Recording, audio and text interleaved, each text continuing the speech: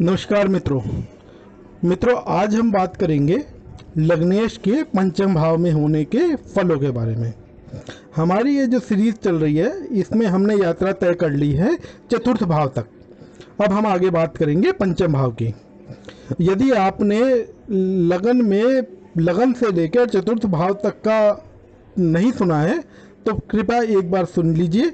आपको अंदाज़ा लगेगा कि किस तरीके से लग्नेश जब अलग अलग भावों में होता है तो वह अपना काम करता है। अब हम बात करते हैं पंचम भाव की। लग्नेश जब भी पंचम भाव में आता है तो ये एक बहुत ही विशेष बात है।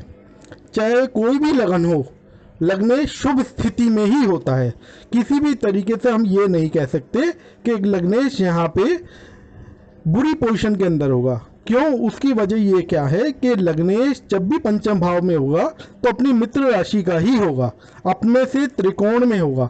त्रिकोण में बैठना किसी भी भाव का शुभ माना जाता है, खासकर यदि वह अच्छे भावों का स्वामी हो तो उसका कहना ही क्या। यहाँ पे लग्नेश शुभ स्थिति में होता है, या यूं कहें इस प्रकार से कि लग्नेश यहाँ पर राजयोग कारक भी कहा गया है। यह त्रिकोण स्थान है तथा सभी त्रिकोण स्थान को लक्ष्मी स्थान भी कहा गया है। लग्नेश यहाँ पर होने पर विशेष रूप से धन की प्राप्ति होती है। यदि धन के हिसाब से देखा जाए तो यहाँ लग्नेश का बैठना विशेष फलदायी है। और यदि लग्नेश के साथ यहाँ पर किसी प्रकार का पंचमेश का ही संबंध बन जाए तो ये सोने पे सुहागा ही कहा जाएगा। यदि आप विशेष लोग की कुंडलों में देखोगे तो वहाँ आपको एक नियम साफ तौर पे लगता हुआ दिखाई देगा कि लगन या लग्नेश से त्रिकोण के स्वामियों का संबंध होता है, तो यहाँ पे वह संबंध बन ही रहा है। तो इसलिए हम ये कहेंगे कि यहाँ पे लग्नेश का बैठना एक विशेष फलदायी और राजयोग कारक है। अब हम बात करते हैं पंचम भाव के क्या क्या कारकत्व कहे गए हैं।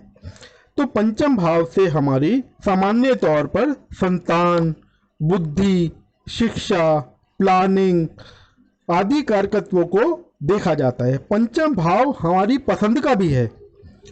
तो यदि हम बात करें एक एक करके कारकत्व की तो सबसे पहले हम लेते हैं संतान को। सबसे पहले जब लग्नेश पंचम भाव में होता है तो जातक का अपनी संतान से एक विशेष संबंध बन जाता है। वैसे तो हमेशा ही किसी जातक का अपनी संतान से संबंध होता है, पर यहाँ पर लग्नेश के होने पर जातक विशेष रूप से अपनी संतान की चिंता करता है और उसका मन हमेशा ही अपनी संतान में लगा रहता है। पर यदि यहाँ पर लग्नेश यदि पीड़ित होगा, किसी तरीके से पाप प्रभाव में होगा, तो जातक को अपनी संतान से पीड़ा या दुख की भी प्राप्ति हो सकती है।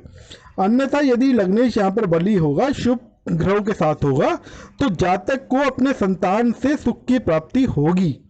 यदि पंचम भाव में मंद ग्रहों की या मंद राशि राहु, शनि, गुरु का प्रभाव होगा तो जातक को संतान प्राप्ति में विलंब भी हो सकता है। देखिए ये सवाल अक्सर लोगों के द्वारा पूछा जाता है कि क्या हमारी संतान हमारी सेवा करेगी या संतान हमें सुख प्राप्त करवाएगी।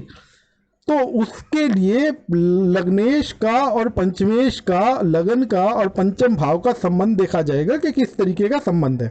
तो हमने यहाँ पे बात की कि यदि लग्नेश पंचम भाव में शुभ स्थिति में हो और पंचमेश द्वारा शुभ स्थिति द्वारा देखा जा रहा हो, संबंध बनाए, तो जातक को निश्चय ही अपनी संतान से सुख प्राप्ति होती है। इसके बाद हम बात करते हैं शिक्षा की। तो पंचम भाव में लग्नेश होने पर जातक को शिक्षा की प्राप्ति होती है और जातक शिक्षित होता है और जातक अपनी बुद्धि से संबंधित कार्य करेगा, अर्थात मेहनत करने वाले कामों की बजाय दिमाग वाला काम करेगा। क्योंकि पंचम भाव का एक कारकत्व जो है वो प्लानिंग भी है, मंत्रणा शक्ति भी है। प्लानिंग बिना बुद्धि के हो नहीं सकती। जातक हार्ड वर्क की बजाय स्मार्ट वर्क करना पसंद करेगा और जातक उसी में सफल भी होगा। स्मार्ट वर्क भी शिक्षा के अनुसार ही करेगा, क्योंकि पंचम भाव हमारी शिक्षा का भी है। और पंचम भाव में होने पर जातक की जिंदगी का ध्येय शिक्षा की प्राप्ति होगी। और यदि वहां पर लग्नेश बुध, शुक्र, बृहस्पति होकर या इन भावों से संबंध बनाएगा तो ये बात पक्की हो जाएगी कि जातक का मन शिक्षा में लगेगा, जातक शिक्षा ग्रहण करेगा। पर यदि लग्नेश यदि शनि, सूर्य, मंगल आदि के साथ होगा तो जातक की शिक्षा ऊर्जा से संबंधित होगी, अर्थात जातक कोई ऐसा कार्य करेगा जहां पे उसको शारीरिक मेहनत भी करनी पड़ेगी, अर्थात वह किसी न किसी मैकेनिक काम में या इंजीनियरिंग में हो सकता है, जातक को वहां पर अपनी शारीरिक ऊर्जा का भी इस्तेमाल करना पड़ेगा। पंचम भाव हमारे प्रेम संबंधों को भी दर्शाता है, क्योंकि हमने पहले ही बात की कि यह जातक की पसंद का भी है।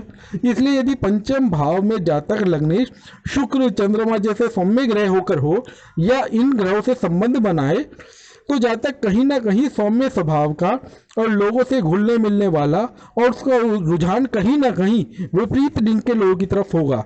एक बात और आप ध्यान रखिएगा कि जब भी कभी प्रश्न इस तरह का आता है कि लव मैरिज होगी या नहीं होगी, लव मैरिज सफल होगी या नहीं होगी, या जातक के अफेयर होंगे नहीं, इसके अंदर भी हम पंचम भाव का विश्लेषण करते हैं।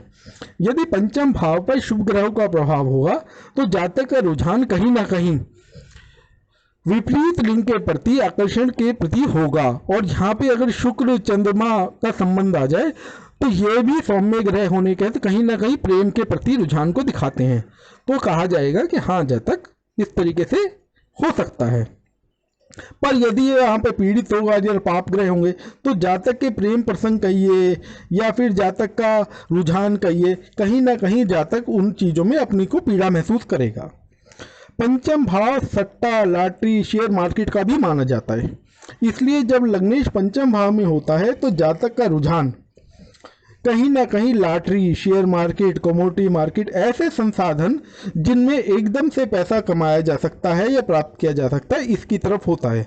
और यहाँ पे लग्नेश बैठकर कहीं ना कहीं एक लाभ भाव पर अपनी दृष्टि भी डालेगा और वो इन चीज़ों से लाभ की प्राप्ति करेगा।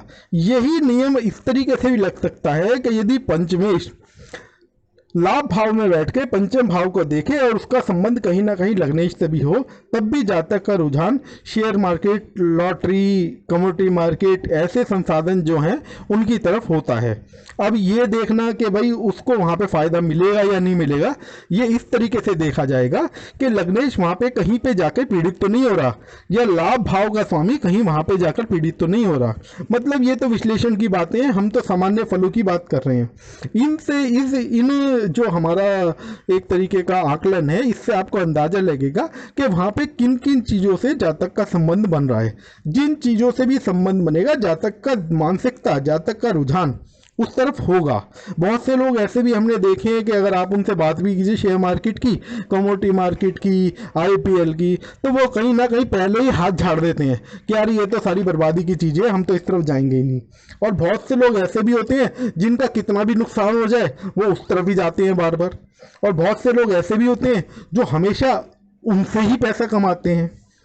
तो हमको ये तो विश्लेषण की बात है, ये करनी पड़ेगी। पंचम भाव जो है अगर शारीरिक के अनुसार देखा जाए तो हमारे पेट का भी है। यदि पंचम भाव में लग्नेश क्रूर ग्रहों के साथ हो तो कहीं ना कहीं जातक को पेट की समस्याएं हो सकती हैं, पेट के रोग हो सकते हैं।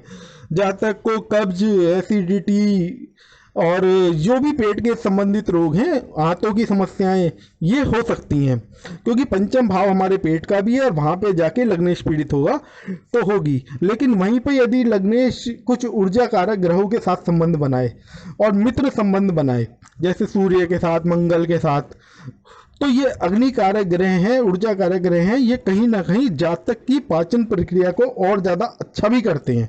लेकिन वो शुभ संबंध होना चाहिए और जो ग्रह संबंध बना रहे हैं वह भी कहीं पीड़ित ना हो। अगर मंगल पीड़ित होके पंचम भाव के साथ लग्नेश के साथ संबंध बनाएगा तो वह कहीं ना कहीं जातक को परेशानी देगा। अब हम बात करते हैं कि पंचम भाव जो है वो हमारी पद, प्रतिष्ठा, प्रसिद्धि का भी है। कहने का अर्थ है कि त्रिकोण का भाव होने की वजह से माफ कीजिएगा, त्रिकोण का भाव होने से जातक को कहीं ना कहीं यश की प्राप्ति करवाता है। इसलिए यदि जब भी लग्नेश पंचम भाव में शुभ अवस्था में होगा तो जातक एक अलग ही लेवल का आदमी होगा, वह साधारण आदमी नहीं होगा और उसको कहीं ना कहीं मान, प्रतिष्ठा, पद की प्राप्ति होगी। और हमने आपको पहले ही बताया कि धन के हिसाब से भी यह भाव बहुत अच्छा है। तो जब जातक धनी होगा तो कहीं ना कहीं वह एक अच्छा जीवन प्राप्त करके यश की प्राप्ति कर ही लेगा। समाज में ये तो दिखाई देगा ही कि इस जातक का कहीं ना कहीं एक स्टेटस है।